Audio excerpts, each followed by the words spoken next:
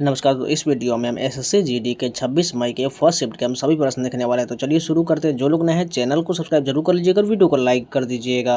First question देखे, 2008 के Olympic में भारत के लिए व्यक्तिगत स्वर्ण पदक किसने जीता था? अभिनव बिंद्रा का 2008 में ओलंपिक में भारत के लिए व्यक्तिगत स्वर्ण पदक जीता गया था। बात करें, इन्होंने बीजिंग के ओलंपिक में पुरुषों की 10 मीटर एयर राइफल स्पर्धा में यह पदक जीते थे। अब बात करते हैं ओलंपिक इतिहास में जीते गए भारतीय खिलाड़ियों को द्वारा महत्वपूर्ण पदक, क्योंकि आगे की शिफ्ट में ये इससे प्रश्न बनेगा।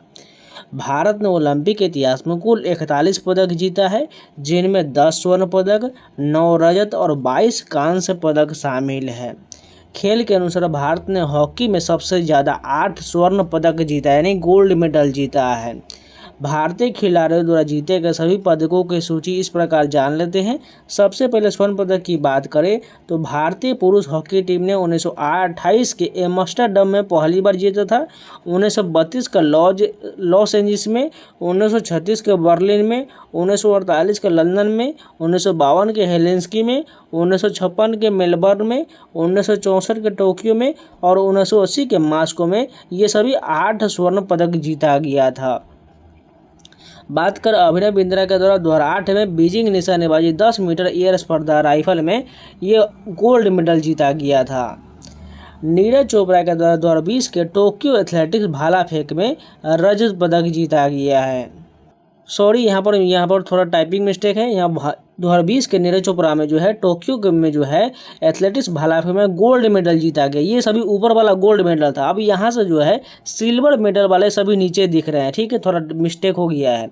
अब यहाँ पर बात करते हैं रजत पदक यानी कि सिल्वर मेडल में। तो नॉर्मन पिचार्ड ने 1900 के पेरिस एथलेटिक्स 200 मीटर रेस में और 200 मीटर हेडल में यह मेडल जीते थे, सिल्वर मेडल। राजवर्धन सिंह राठौर ने 2004 के एथेंस निशानेबाजी यानी डबल ट्रैप में जीते थे। इसके अलावा बात करते हैं सुशील कुमार 2012 के लंदन में कुश्ती 66 किलोग्राम वर्ग में जीते थे। विजय कुमार 2012 के लंदन में निशानेबाजी में 25 मीटर रैपिड फायर पिस्टल स्पर्धा में सिल्वर मेडल जीते थे। पीवी सिंधु 2016 में रियो के बैडमिंटन एकल विजेता थी, जो सिल्वर मेडल की है। मीराबाई चानू 2020 के टोक्यो में भारोत्तोलन में 49 किलोग्राम भार वर्ग में सिल्वर मेडल जीती है। रवि कुमार दहिया की बात करें तो 2020 के टोक्यो में कुश्ती में 57 किलोग्राम में सिल्वर मेडल जीते हैं। अब बात करते हैं कांस्य पदक की। तो भारतीय पुरुष हॉकी टीम ने 1968 के मैक्सिको सिटी में, 1972 के म्यूनिख में और 2020 के टोक्यो और 2024 के पेरिस में, इन सभी में कांस्य पदक जीता गया है। केडी यादव द्वारा 1952 के हेलेंस्की कुश्ती फ्री स्टाइल में भी कांस्य पदक जीता गया है। लिएंडर पेस ने 1996 के अटलांटा टेनिस में एकल में कांस्य पदक जीते हैं। बात करें कर्णम मल्लेश्वरी के 2000 सिडनी में भारोत्तोलन 69 किलोग्राम वर्ग में कांस्य पदक जीता गया है। विजेंदर सिंह ने 2008 के बीजिंग मुक्केबाजी में मिडल वेट में कांस्य पदक जीते हैं। सुशील कुमार 2008 के बीजिंग में कुश्ती में 66 किलोग्राम वर्ग में कांस्य पदक जीते हैं। गगन नारंग 2012 के लंदन में निशानेबाजी में 10 मीटर एयर राइफल में कांस्य पदक जीते हैं। मैरी कॉम 2012 के लंदन में मुक्केबाजी में फ्लाई वेट में कांस्य पदक जीती है। साइना नेहवाल 2012 का लंदन बैडमिंटन एकल में कांस्य पदक जीती है। योगेश्वर दत्त ने 2012 का लंदन कुश्ती में 60 किलोग्राम भार वर्ग में कांस्य पदक जीते हैं। साक्षी मलिक द्वारा 2016 के रियो में कुश्ती भार वर्ग में 58 किलो भार वर्ग में कांस्य पदक जीते हैं। पीवी सिंधु के द्वारा 2020 के टोक्यो बैडमिंटन में कांस्य पदक। लवलीना बोरगोहन 2020 के टोक्यो में मुक्केबाजी में कांस्य पदक। बजरंग पुनिया का 2020 के टोक्यो में कुश्ती में 65 किलोग्राम में कांस्य पदक। मनु भाकर का 2024 के पेरिस में 10 मीटर एयर पिस्टल स्पर्धा में कांस्य पदक जीता गया। मनु भाकर और सरबजोत सिंह द्वारा 2024 के पेरिस निशानेबाजी में मिश्रित टीम में कांस्य पदक जीता गया। ये सभी जो है ओलंपिक इतिहास के पदक हैं। स्वप्निल कुसाले के 2024 के पेरिस में निशानेबाजी 50 मीटर राइफल में 3 पोजीशन में जो है कांस्य पदक जीता गया है। अमन सहरावत 2024 के पेरिस कुश्ती में 57 किलोग्राम भार वर्ग में कांस्य पदक जीता गया है। ये सभी महत्वपूर्ण फैक्ट याद रखिएगा। नेक्स्ट क्वेश्चन देखिए, गुरुद्वारा दरबार साहिब करतारपुर किस नदी के तट पर स्थित है? रावी नदी के तट पर करतारपुर साहिब स्थित है। बात करिए, यह पाकिस्तान के नरवाल जिले में है और गुरु नानक देव जी अपने जीवन के अंतिम 18 वर्ष यहाँ बिताए थे। नेक्स्ट क्वेश्चन देखिए, मिल्खा सिंह ने अपना पहला एशियाई स्वर्ण पदक किस वर्ष जीता था? 1958 में जीता था। टोक्यो एशियाई खेल में उन्होंने 200 मीटर और 400 मीटर रेस में स्वर्ण पदक जीते हैं। और इनके द्वारा बहुत अच्छी पुस्तक लिखा गया है जो बार बार आपके एसएससी एग्जाम में पूछा जाता है, the race of my life. ये मिल्खा सिंह की पुस्तक आत्मकथा है, याद रखिएगा। नेक्स्ट क्वेश्चन देखिए, सुप्रीम कोर्ट के न्यायाधीश को पद से कैसे हटाया जाता है? महाभियोग के द्वारा हटाया जाता है।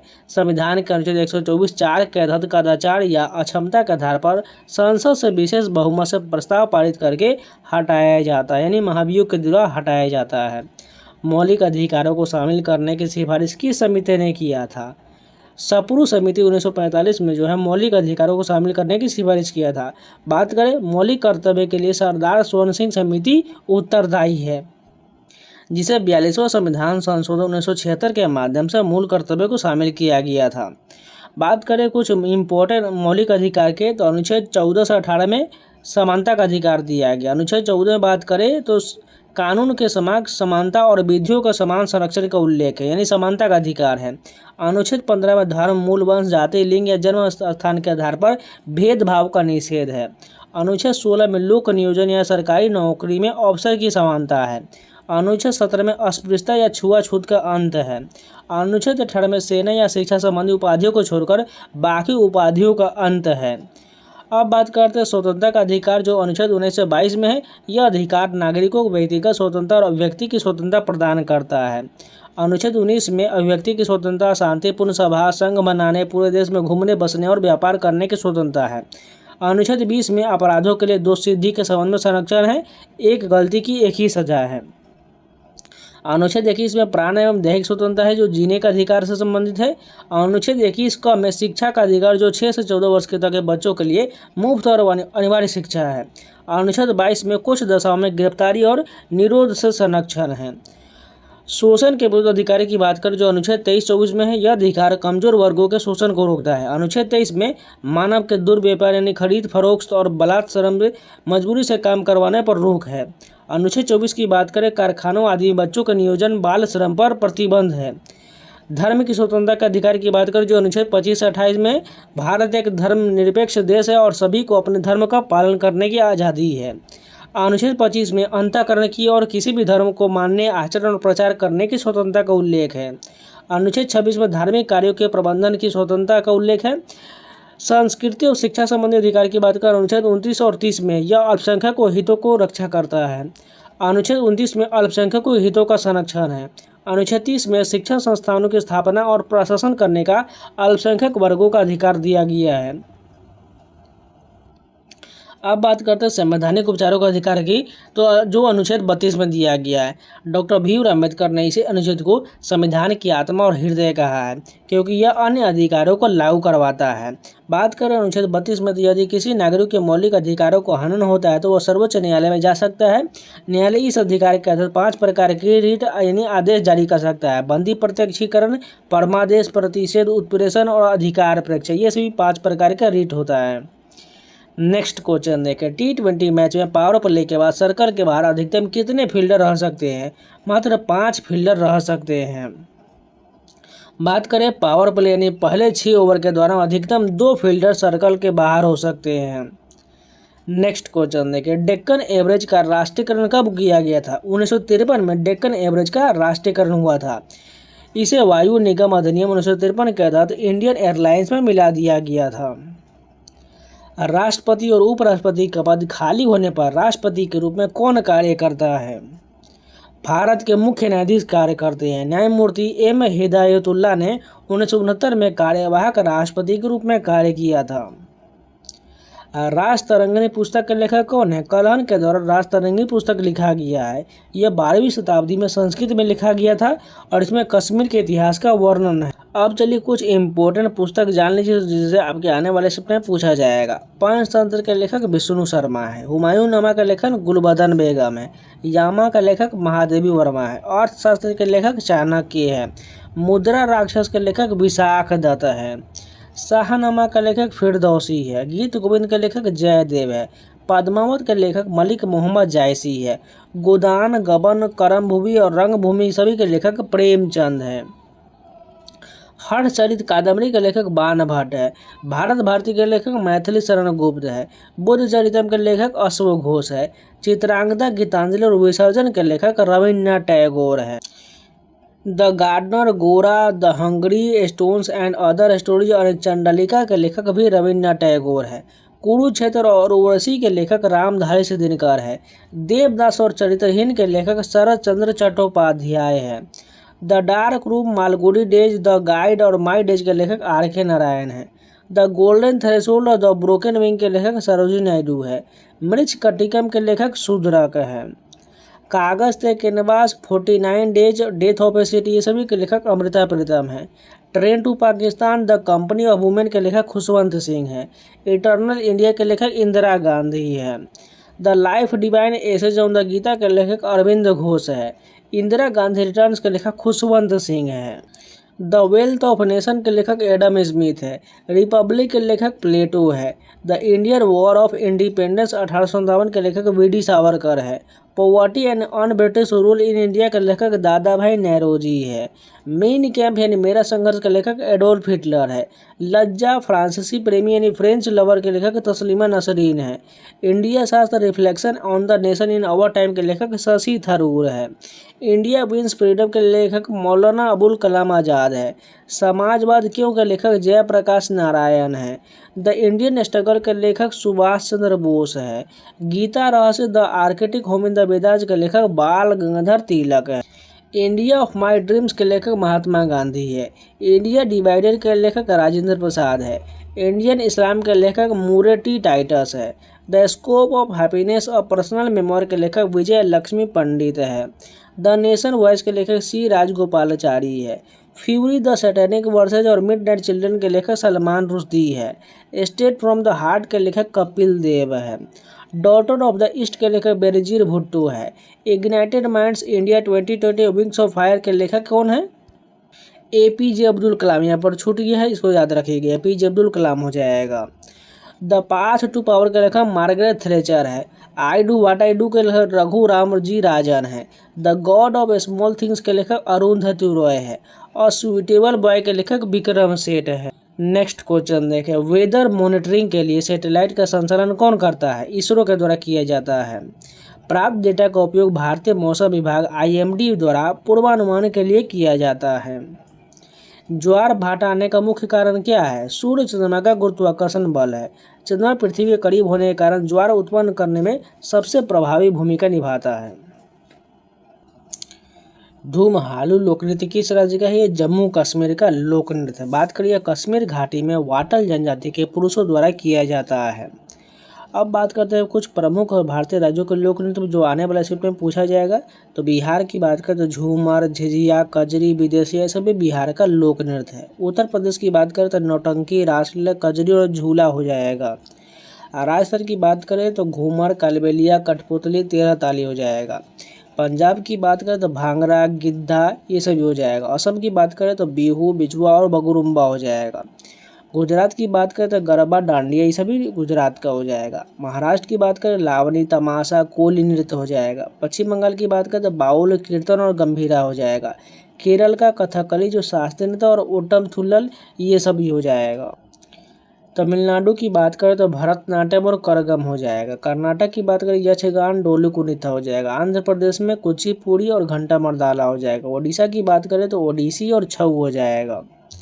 मध्य प्रदेश की बात करें तो मटकी, फूलपति, गिरिजा नृत्य हो जाएगा। छत्तीसगढ़ की बात करें तो सुआ, राउत नाच और कर्मा हो जाएगा। हरियाणा की बात करें फाग, धमाल, लूर और खोड़िया हो जाएगा। हिमाचल प्रदेश में नाटी, डंडा नाच और छपेली हो जाएगा।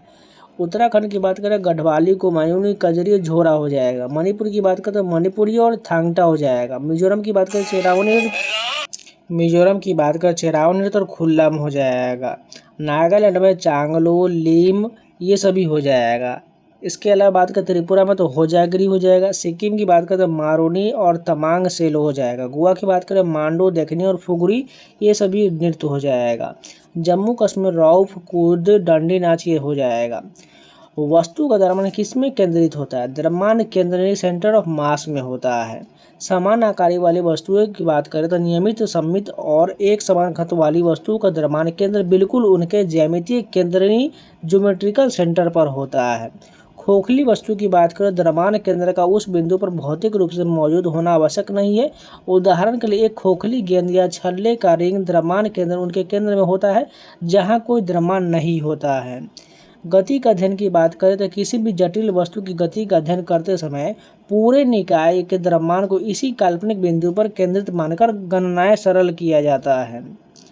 बयालता किस राज्य का लोक नृत्य है? ये कर्नाटक का है। यह खुला रंगमंच नाटक है जो यक्षगान से संबंधित है।